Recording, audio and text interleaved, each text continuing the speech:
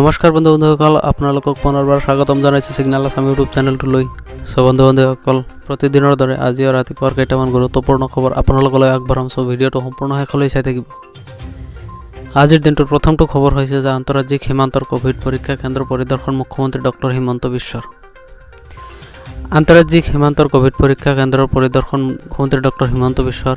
মুখ্যমন্ত্ৰী ডক্টৰ হিমন্ত বিশ্ব শৰ্মাই আজি ধুবুৰী জিলাৰ ছাগলীয়াস্থিত অসম পশ্চিমবংগ আন্তঃৰাজ্যিক সীমান্তত উপস্থিত হৈ তাত স্থাপন কৰা কোভিড পৰীক্ষা কেন্দ্ৰ পৰিদৰ্শন কৰে।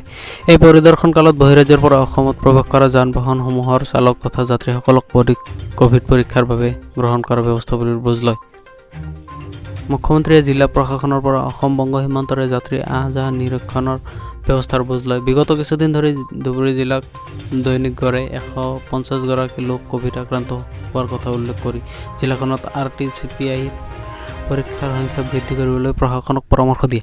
পৰ্যায়ক্ৰমে হোম কোৱাৰেণ্টাইনৰ ব্যৱস্থা বন্ধ কৰিবলৈও তাৰ উপায়ুক্তক পৰামৰ্শ দিয়ে।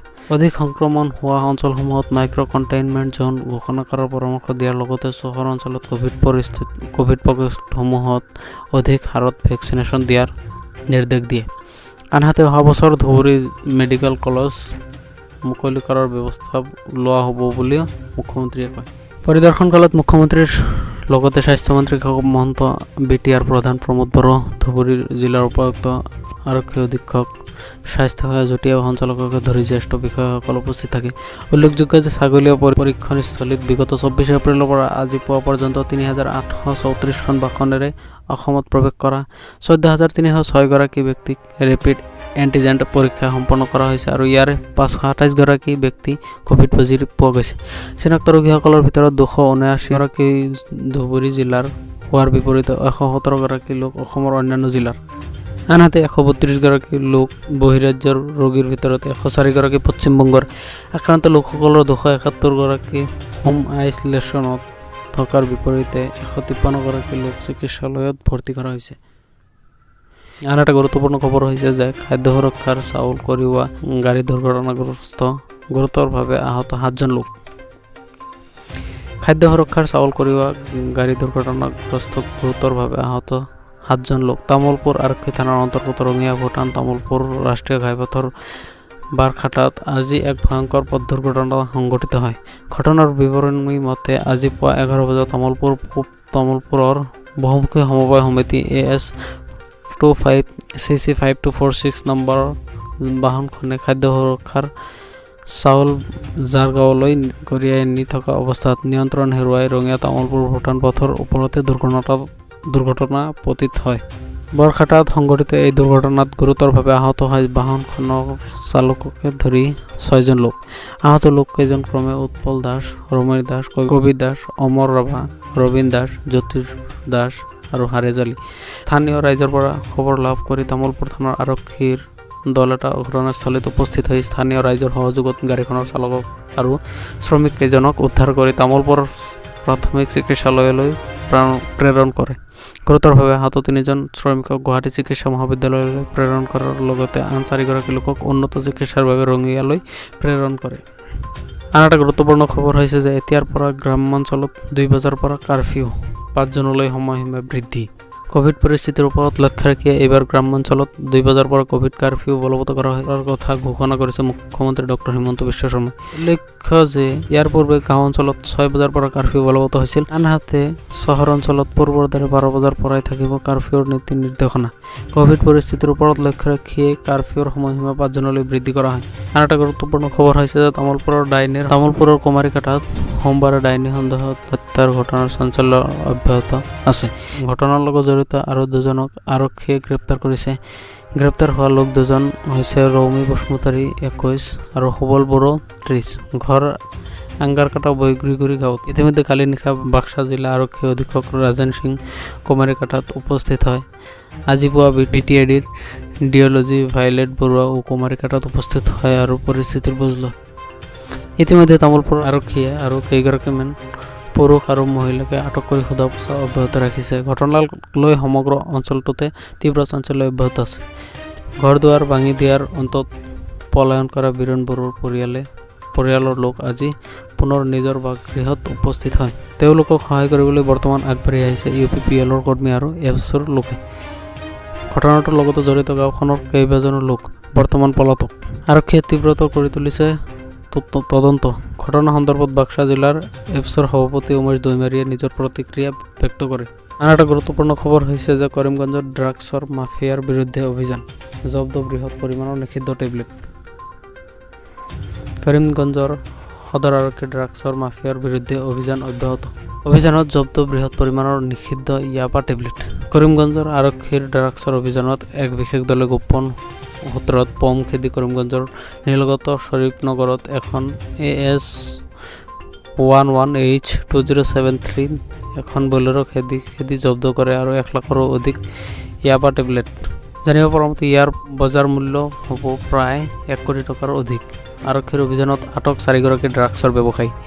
এই 3গৰাকী হৈছে গুলছান আহমেদ, আব্দুল মোমিন, আব্দুল মজিদ। বৰ্তমান সময়ত কৰিমগঞ্জ জিলাত ড্ৰাগছৰ মাফিয়াৰ বিৰুদ্ধে কঠোৰ হৈছে জিলা আৰক্ষী প্ৰশাসন। জিলা আৰক্ষী প্ৰশাসনে ড্ৰাগছৰ উৎখাত কৰিবলৈ প্ৰতিদিনে এখন টীম বনাই কঠোৰ পদক্ষেপ হাতত লৈছে কৰিমগঞ্জৰ পৰা। আন এটা গুৰুত্বপূৰ্ণ খবৰ হৈছে যে ওদালগুৰি আৰক্ষীৰ বৃহৎ সফলতা, NLFBৰ 7জন সদস্য গ্ৰেপ্তাৰ। ওদালগুৰি জিলাৰ ভিন্ন প্ৰান্তত ধাৰাবাহিকভাৱে ওদালগুৰি আৰক্ষীয়ে অভিযান চলাই উগ্ৰপন্থী সংগঠনৰ 7জন সদস্য গ্ৰেপ্তাৰ কৰিবলৈ সক্ষম হয়। উল্লেখযোগ্য যে দেওবাৰৰ পৰা 2 দিন ধৰি চলা অভিযানত অন্ততঃ এই সফলতা আৰক্ষীৰ জালত পৰা সদস্যকেইজন হৈছে ৰবীন্দ্ৰ বসুমতাৰী, বৰ্ণবাস বসুমতাৰী, পলগয়াৰী কুন্দন সিং, প্ৰসেন দৈমাৰী, স্বৰ্ণিক দৈমাৰী আৰু ৰাজেন্দ্ৰ বসুমতাৰী। এই সদস্যকেইজন নতুনকৈ গঠন কৰা national liberation front of Bodoland চমুকৈ NLFB নামৰ সংগঠনটোৰ লগত জড়িত আছিল বুলি জানিব পৰা গৈছে। সদস্যকেইগৰাকীয়ে সমগ্ৰ ওদালগুৰি জিলাত সংগঠনটোৰ নামত ধন দাবী কৰাৰ লগতে সংগঠনটোত সদস্য ভৰ্তি কৰোৱাৰ কামত লিপ্ত আছিল বুলি আৰক্ষীৰ সূত্ৰই জানিব দিছে।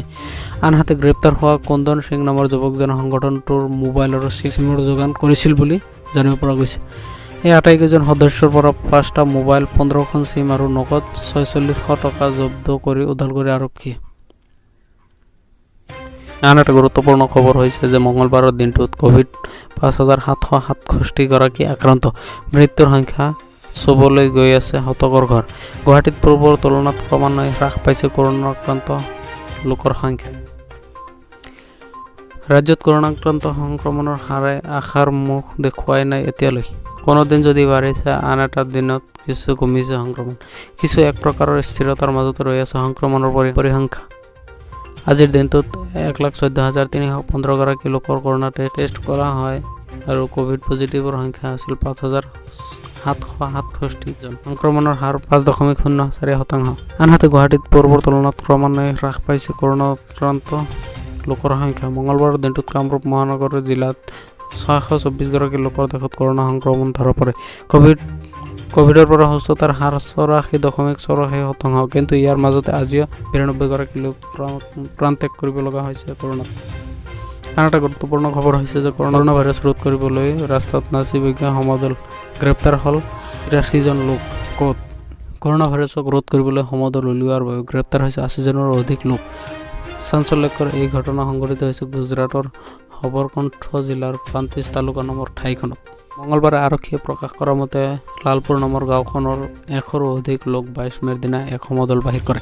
সমদলটোৰ উদ্দেশ্য হৈছে কৰোনা ভাইৰাছটোৰ পৰা গাঁওবাসীক ৰক্ষা কৰা। সমদলটোত অংশ লোৱা লোকসকলে পৰম্পৰাগতভাৱে বাদ্যযন্ত্ৰ পৰিৱেশন কৰি নাচ বাগ কৰাৰ উপৰিও মহিলাসকলে মূৰত পানী ভৰ্তি 1 টাকৈ কলহ কঢ়িয়াই নিয়ে। সোমবাৰে সমদলটোৰ ভিডিঅ' সামাজিক মাধ্যমত ভাইৰেল হৈ পৰাৰ পাছতে স্থানীয় আৰক্ষীৰ দৃষ্টিগোচৰ হয়। আৰক্ষীয়ে প্ৰকাশ কৰা মতে বৰ্তমানলৈ যোৱা 2 দিনৰ 83 জন লোকক এই সংক্ৰান্তত গ্ৰেপ্তাৰ কৰা হৈছে। সমদলত অংশ লোৱা লোকসকলৰ মহামাৰীৰ ব্যাধি আইন, বিপৰ্যয় নিয়ন্ত্ৰণ আইন আৰু ভাৰতীয় দণ্ডবিধি আইনৰ 188 ধাৰাৰ অধীনত এটা গোচৰত অভিযুক্ত কৰা হৈছে। আন এটা গুৰুত্বপূৰ্ণ খবৰ হৈছে যে ভেকচিন ল'বলৈ গৈ ক'ভিড বিধি ভংগ, গণসংক্ৰমণৰ সম্ভাৱনা ভেকচিন কেন্দ্ৰত। ভেকচিন গ্ৰহণ কৰিবলৈ গৈ ক'ভিডৰ গণসংক্ৰমণৰ সম্ভাৱনাই দেখা দিছে শিৱসাগৰত। ভেকচিন ল'বলৈ গৈ মানুহৰ হেতা ওপৰা লাগিছে এটা ভেকচিন কেন্দ্ৰত। নাই কোনো ক'ভিড নীতি, নাই সামাজিক দূৰত্ব। এই দৃশ্য শিৱসাগৰৰ। মঙলবাৰে শিৱসাগৰ জিলা প্ৰশাসনে শিৱসাগৰৰ চৰকাৰী উচ্চতৰ মাধ্যমিক বহুমুখী বিদ্যালয়ত স্থাপন কৰা ভেকচিন প্ৰদানৰ সময়ত সৃষ্টি হোৱা অৰাজক পৰিস্থিতি। কোনো ধৰণৰ সামাজিক দূৰত্ব পালন নকৰি গাত গা লগাই এইদৰে ভেকচিন ল'বলৈ শাৰী পতা দেখা গৈছে শিৱসাগৰত। সীমিত সংখ্যক ভেকচিন মজুত থকাৰ বাবে ভেকচিন ল'বলৈ নিজৰ নাম অন্তৰ্ভুক্ত কৰিবলৈ সকলো চৰকাৰী কোভিড নীতিক বৃদ্ধাংগুষ্ঠ প্ৰদৰ্শন কৰি এইদৰে ঠেলা হেঁচা কৰা দেখা গ'ল। প্ৰশাসনে কেন্দ্ৰটোত আৰক্ষীৰ মোতায়েন কৰে যদিও আৰক্ষী যোৱাৰ পিছত পুনৰ একে পৰিৱেশৰ